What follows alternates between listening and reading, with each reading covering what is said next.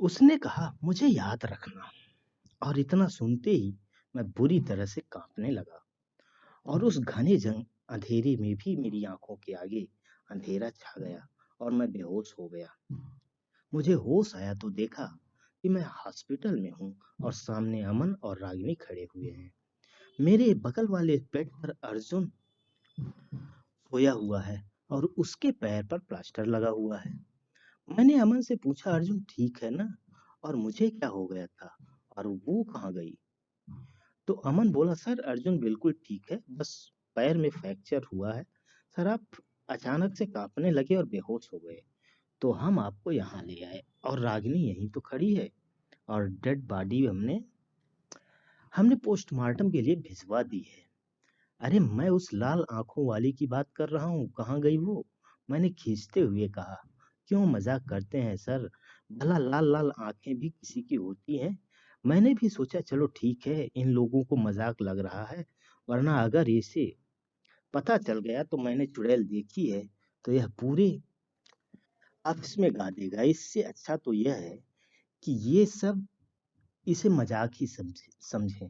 और वो रागिनी वहाँ चुड़ैल चुड़ैल कह रही थी तो मैंने सोचा मैं भी थोड़ा मजाक कर लूं।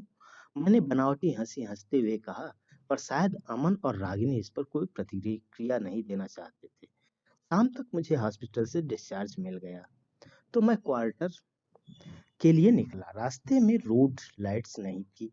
एक बार फिर मेरी आंखें फटी की फटी रह गईं। मेरी कार के ठीक सामने वही दो लाल आंखें चमक रही थी। मैंने ड्राइवर को तुरंत कार रोकने के लिए कहा। तभी फोन पर कॉल आ गई। भैया का कॉल था। ड्राइवर बोला, क्या हुआ सर, कार क्यों रुकवाई? तो मैं चिल्लाकर बोला, तुम्हें दिखता नहीं क्या सामने? तो वो थोड़ा सहम कर बोला, सर आगे तो कुछ भी नहीं है। तब भी मुझे तब मुझे समझ आया कि गलती मेरी है, क्योंकि उस चुड़ैल को अभी तक सिर्फ मैं ही देख सकता था। मैंने कहा, मेरा मतलब तुम इतने अंधेरे में कार कैसे ड्राइव कर रहे हो? तो उसने भी हंसकर कहा, सर रोड पर लाइट नहीं है। तो क्या हुआ सर, कार में तो लाइट्स हैं। मैंने कहा, ठीक है चलो अब। इतनी देर में कॉल मिस्ड कॉल में तब्दील हो चुकी थी।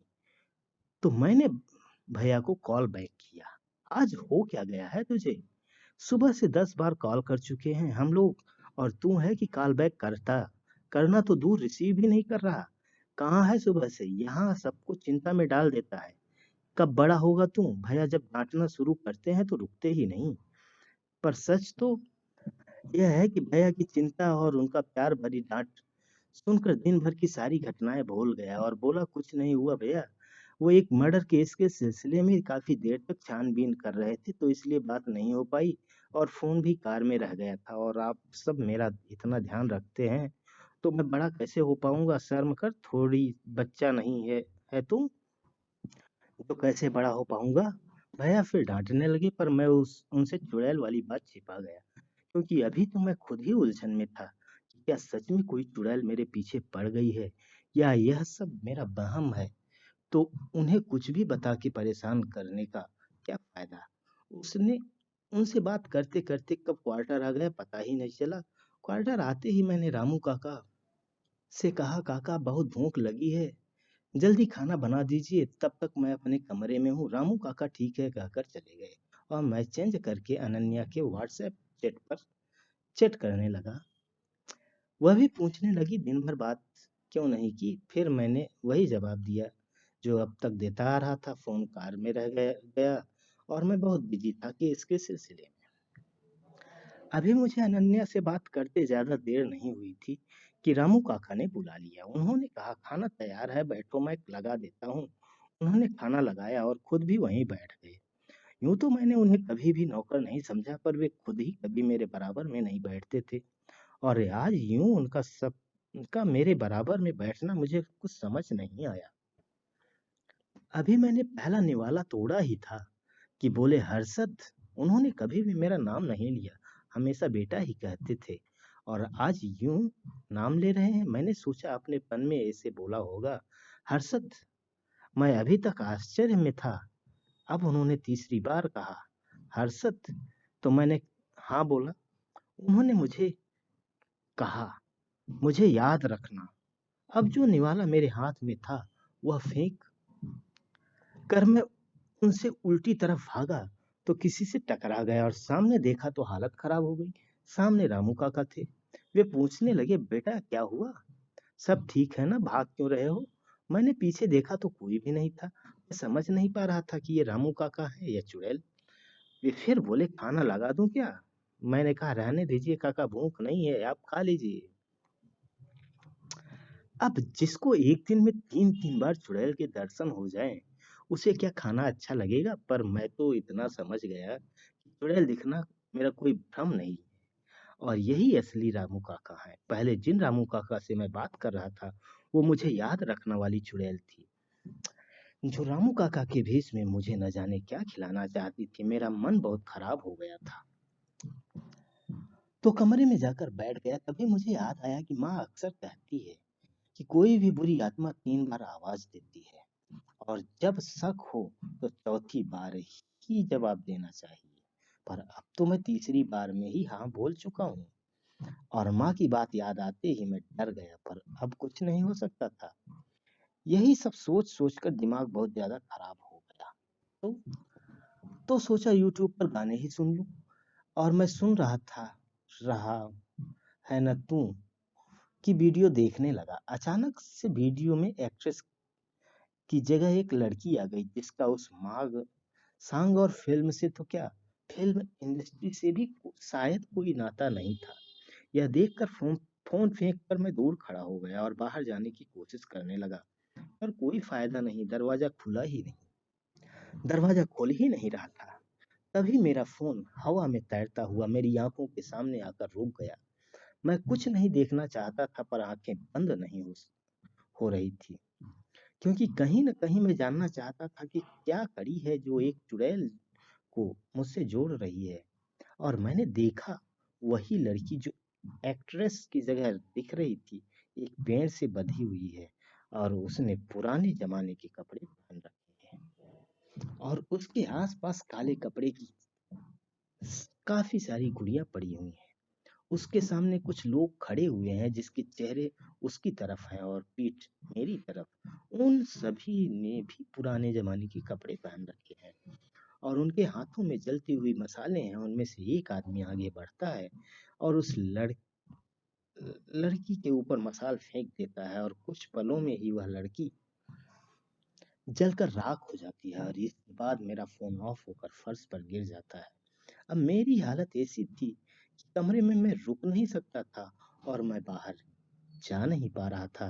दरवाजा अभी तक नहीं खुल रहा था। कल के सफर और आज की थकान के कारण कुछ देर बाद मैं करवट करके सो गया। 3 बज रहे थे जब दोबारा मेरी किस्मत मेरे साथ खेलने लगी। मुझे लगा जैसे कोई मेरे पीछे बैठा है, पर जब मैंने पीछे मुड़कर देखा तो कोई भी नहीं था। मैं दोबारा लेट गया और सोचने लगा, आखिर मैंने इस चुड़ैल का क्या बिगाड़ा है जो ये हाथ धोकर मेरे पीछे पड़ गई है। इतने में किसी के सांस लेने की आवाज आने लगी और मुझे लगा कि शायद मेरा आखिरी समय आ गया है। फिर भी मैंने हिम्मत करके पीछे देखा तो इस बार भी कोई न दिखा, पर सांस लेने की आवाज बराबर आ रही थी। मैं फिर से करवट करके लेट गया। मैंने सोचा आखिरी बार और देखूं कोई है या नहीं, और इस बार जो देखा तो देखता ही रह गया। वह बिल्कुल मेरे बगल में बैठी थी और उससे चिता जलने जैसी बू आ रही थी। वह पूरी तरह से जली हुई थी और उसके बाल उसके चेहरे पर फैले हुए थे। उसकी लंबी जली हुई नाक से वो मुझे सूंघने लगी जैसे शेर अपने शिकार को सूंघता है, और उसकी लाल आंखें उसके काले बिखरे बालों में से मुझे ही घूर रही थी। उसके जले हुए हाथों से खून रिस रहा था। इतना सब देखकर अब बस मुझे हार्ट अटैक आना ही बचा था। मैं उसकी तरफ देखकर सोच रहा था, शायद इसे मुझ पर रहम आ जाए और यह मुझे छोड़ दे। पर पर इसके उलट उसने तो अपने हाथ से सीधे मेरा गला ही पकड़ लिया और कहा, जो तुमने किया है तुम्हें उसे याद करना ही होगा। तुम मुझे ऐसे नहीं भूल सकते। मुझे याद रखना, मैं वापस आऊंगी। इतना कहकर वो गायब हो गई। मैंने देखा, जहां पर वो बैठी हुई थी उस जगह पर सारी राख पड़ी हुई है। मैंने उस राख को साफ किया और उसके बाद मैं सारी रात सो नहीं पाया।